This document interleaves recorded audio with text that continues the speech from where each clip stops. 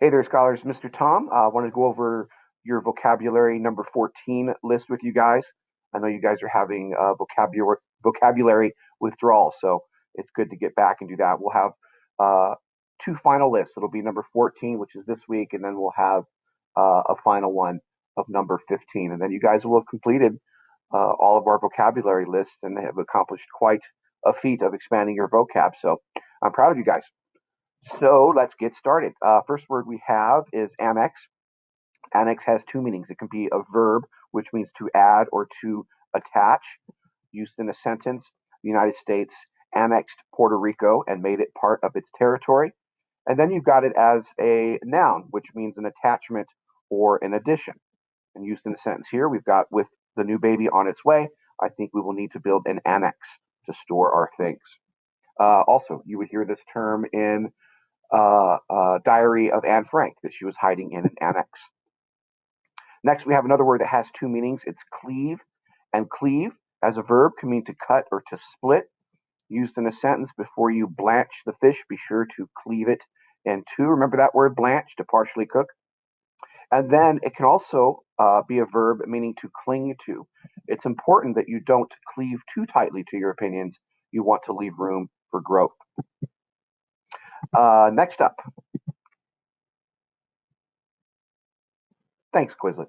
Next up, we've got cordial. Got kind of an odd pronunciation with the D. The D sound makes a J sound. And cordial can mean a friendly manner or cheery. Mr. Tom always greets us in a cordial fashion. But as a noun, it can also mean a liqueur, which is a sweet liquor. During the holidays, I shared a cordial with my friends, which was perfect for a cold evening. Next up, we have cornerstone. Cornerstone has two definitions as well. It can mean the starting point of a building, like right there. Very often, they will place an inscription and date on the cornerstone of a building.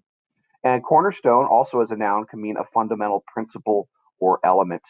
I firmly believe that the cornerstone to a happy life is a solid education and gratitude. And you'll sometimes hear this word used in the statement that a breakfast, a solid breakfast, is a cornerstone to having a great day. Next up, we have a debacle, and a debacle is an overwhelming defeat or a failure. Needless to say, the Titanic's voyage was a disastrous and fatal debacle. Next up, we have devitalize, which means to make weak or lifeless. Nothing will devitalize you as quickly as a lack of sleep, a poor diet, and negative peers. Next, we have embroil, which is a verb, and it means to throw into conflict or confusion. President Trump seems to be embroiled in one scandal after another. Next, we have exonerate, to vindicate or clear from a charge. With advances in DNA understanding, thousands of innocent prisoners have been exonerated. Next, we have glib, which means thoughtless or insincere. Your glib approach to your education and relationships is going to catch up with you. Next, we have haphazard, which means happening by chance, that it's not planned, lacking in order. You've submitted a haphazard essay. It's clear you threw this together at the last moment.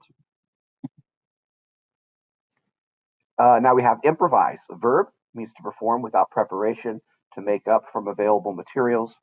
Quizlet wasn't working, so we improvised and used 3x5 cards to make our own flashcards. Next up, we have another verb, incite, which means to rouse, to stir up, or to urge on. The events of 9/11 incited our nation to declare a war on terrorism. Influx is a coming in or a flow. President Trump is concerned about an influx of dangerous immigrants coming into our country, but all of these people are family members fleeing danger rather than bringing danger. A pallor is a paleness. I could tell by the pallor on your face that you have just heard some disturbing news. And then we have pedigree, which is a list of ancestors or lineage. Thanks to sites like Ancestry.com and 23andMe, people are able to accurately discover their pedigree. Precipitous is very steep. It's an adjective. Moving on from LA 9 to LA 10 honors might seem like a precipitous transition, but I assure you, you can do this. And next up, we have profuse, which means very abundant. We are fortunate to live in a country with stores that have profuse stocks of fresh and safe food.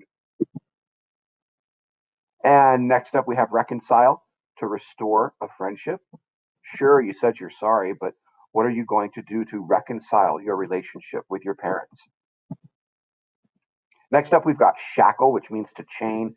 Do not shackle yourself to a closed mind or heart. And finally, we've got threadbare, which is shabby, old, and worn.